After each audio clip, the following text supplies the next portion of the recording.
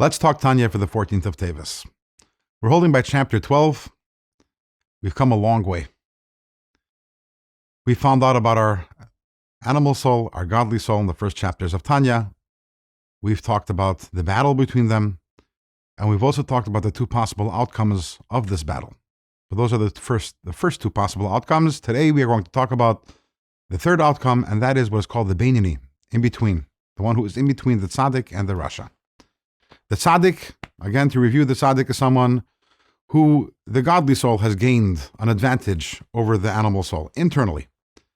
The rasha is someone who's the opposite. The animal soul has gained an advantage over the godly soul internally.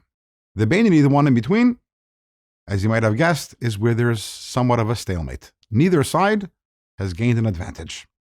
They're both at full strength. What is the result, practically speaking, of this internal state? A state, you might want to say, a state of balance, where both the godly and the animal souls are at full power. Neither one has been compromised. Interestingly, the result is a person whose garments, in other words, the machshava, dibur, maisa, thought, speech, and action, are perfect. They're perfectly aligned with the godly soul. Now, you might want to ask, why is that? If the animal soul is at full strength, why is it that the person in thought, speech, and action will be perfect? The answer to that we will find out tomorrow. But before we get there, so it's important for us to know already at this point in time, even though the Alter Rebbe is going to say it explicitly, he's going to say it later on in chapter 14, this is our aspiration. The book of Tanya is called the book of the Vanity. Our aspiration is to be the Vanity, the person who reaches, again, this internal stalemate, and whose thought, speech, and action are perfect. And this is, again, minimum expectation and the aspiration of every single one of us.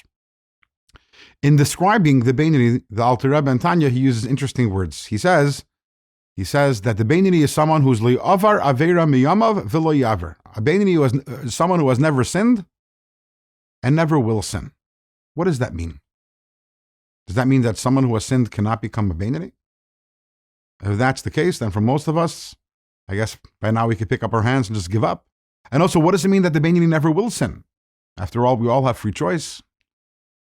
But as explained, we're not talking here about behavior at all. The Vanity is not, it's not about behavior. The behavior is a result of the internal state. And when the Alter Rebbe says the Vanity has never sinned and never will sin, we're not talking about actually whether the person sinned or actually whether the person will sin. We're talking about what is the person's present internal state.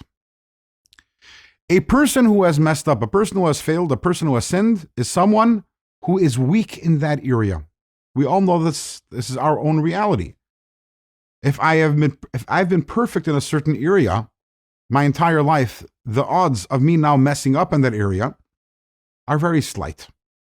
But something that I've done multiple times in the past, even once, but especially if I've done it multiple times, I'm much weaker in that area. If I've slipped up in there in the past, I've weakened my godly soul in that area.